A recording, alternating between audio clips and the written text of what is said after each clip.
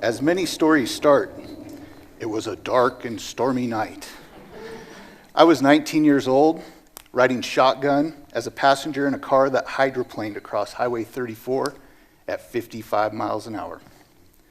Fortunately, I'd reminded my girlfriend at the time to put on her seatbelt about 2 minutes earlier. Unfortunately, in that same time, I had not heeded my own suggestion.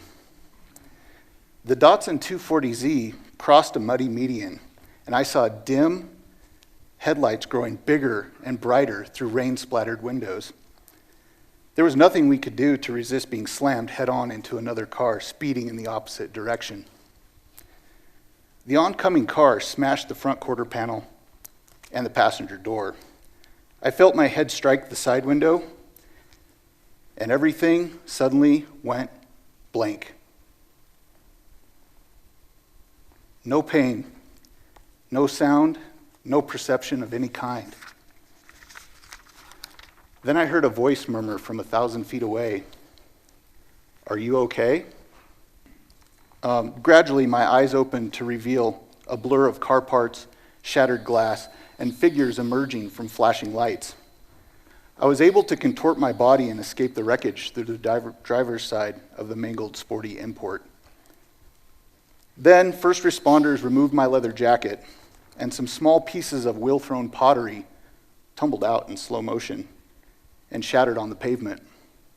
You see, before I got in the car, I was on my motorcycle, and ironically, I had tucked the pottery inside my jacket so I could safely deliver it to my friend. As the pottery broke into shards, the fireman looked down and then up at me quizzically. I smiled and I joked, "It's okay, I'm a pot dealer." He chuckled. Then several first responders grabbed me and laid me down on a stretcher. There they placed a brace around my neck and strapped me really tightly to a gurney. All I could do was blink as big blobs of rain fell on my face in slow motion and dazzling color. I was completely immobilized as they loaded me onto the ambulance. Through a small window on the back door, I could see the NCMC helicopter lifting off with another victim from the accident. His head was smashed through the windshield. Once in the ambulance, I found that I could still actually interact with the paramedics and joke around with them. They were asking me questions to diagnose the severity of the concussion my brain had just sustained. I couldn't answer them directly because they'd figure out what was really going on. I didn't know the answers to their questions, and they were simple. They were questions like, who is president? What is your birth date? What is your address? I could respond with, really basic things and even humorous remarks, but I couldn't remember anything. All access to my memory was denied. The scariest part of this crash was yet to come. It was soon delivered to me in the form of another bigger and scarier question, and that was this: what is your name? Who are you? I don't know if you've ever hit your head so hard that you've forgotten your name, but it is singularly the most frightening, terrifying, scary thing I've ever been through. And trust me, that's saying a lot. You can ask my parents. Considering my misspent youth was a series of wild, fun, and often dangerous activities. At this point, I didn't know my name, so I lost my identity completely. Basically, at that moment, I ceased to exist. I didn't know if I was a ghost. I didn't know if I was real. All I wanted to do was search for my wallet, but I couldn't because I was strapped to that damn gurney so tightly. Eventually, the ambulance delivered me to the emergency room, and over the next several hours, I regained my memory and even remembered my name. It's Travis, correct? That's correct, yep. The fallout of that escapade left some emotional and cognitive dents for quite some time. Since then, I've discovered this, and this is really important. It's not what you go through, it's not what happens to you, but it's what you can learn from what happens to you. Looking back at the trauma of the car wreck, I learned the most profound thing about myself, and everybody in this room, you included. I've learned that there's this indomitable spirit within each of us right now. And usually, it only surfaces at specific times, like times of great joy or times of great distress. I couldn't remember my name, but I could still make the people around me smile and laugh, even through my terror and panic. It's not often you can keep the paramedics in stitches, seeing it's usually the other way around. I was able to keep myself together, even though I didn't know if I fully existed.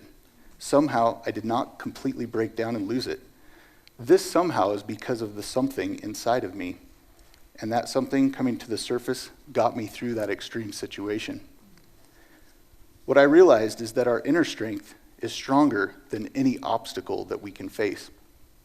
I'd invite you to, or ask you to, reflect and ponder for just a few seconds on a similar life experience that you've had and what it's uncovered for you.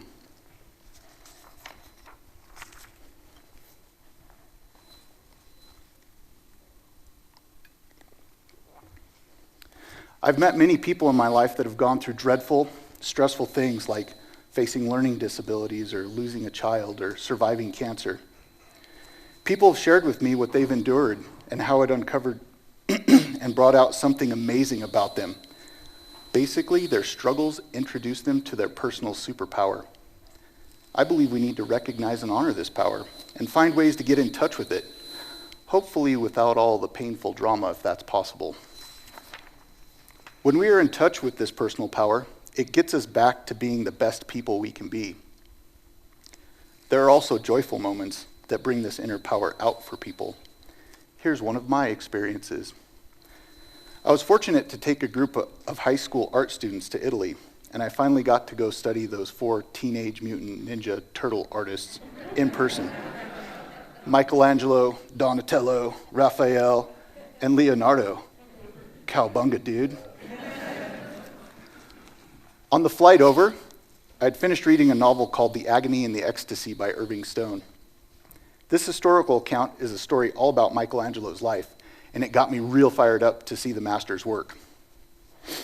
After 3 days of enjoying Italian culture, cuisine, and art, I finally got to meet the David, the real one, the one in Florence, the one at the Academy Gallery. It was right down the hall from Michelangelo's other sculptures. They're referred to as the prisoners. Awestruck, I hustled right past the prisoners, and I circled the David statue several times. Finally, I nestled in with my sketchbook and my pencil. At first, I was paralyzed. I just sat and wept for like 10 minutes because I was completely spellbound by the scale and the skill of someone being able to transform a chunk of marble into a sculpture that looked like it could breathe and come alive at any second. Spoiler alert, in my story, it does come alive. Eventually, I composed myself and my sketches as my pencil pirouetted across the pages, and I started drawing. Other patrons buzzed about. They'd take their obligatory picture and leave. I couldn't understand how this immaculate sculpture was just a check in a box. How dismissive. After all, it was the David. At some point while I was drawing, the David came alive and spoke to me, just like I told you he would. Not like in an animated, cartoony way. I'm not crazy, well, not completely at least. My brain directly connected to Michelangelo's consciousness at that moment. I knew exactly what that statue was all about. In the liturgical story, David is a 12-year-old boy. Imagine that, 12 years old. That is not a 12-year-old boy. That is a super powerful being, mature and determined, all the meekness and timidity of adolescence absent from his expression and potent poise. What's relevant to my thoughts is this.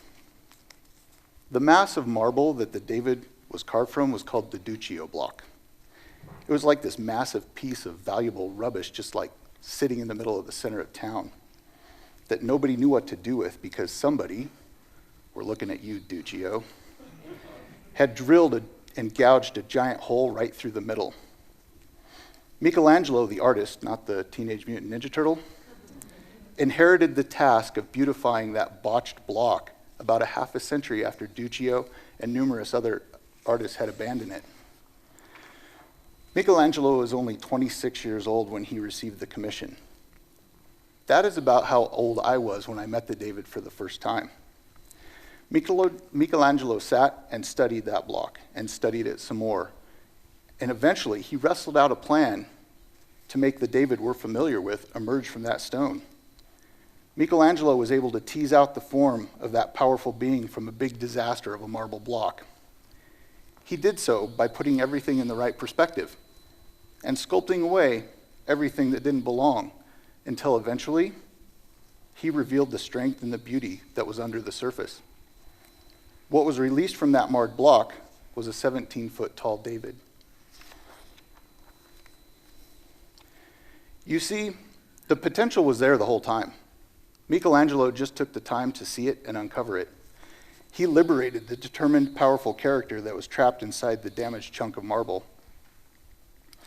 The statue is about the potential beneath the surface, no matter what the surface looks like.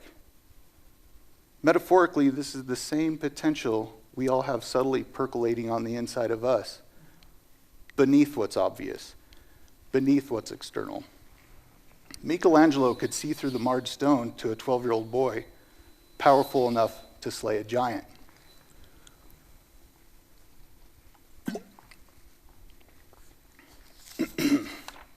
When people ask me why I paint, or why I picked a career in education, or why I'm doing whatever it is at the moment that's got me occupied, I share with them the stories of the car accident and the David.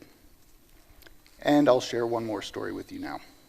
Long before I was a teacher, I was a curious youngster. I was a small kid, and I used to ask big questions. I was naive and thought answers could be had just by thinking about them. I've since learned that the responses to my questions have to be accessed through direct experience and reflection. I use that reflection to connect the dots in reverse to see how I got to now. Psychologists call those moments peak moments. Excuse me.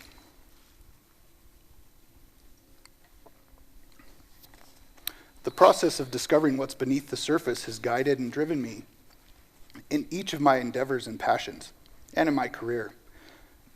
I continue to develop my ability to clearly see through the trappings of what's on the surface and peek deeper into individuals and their situations.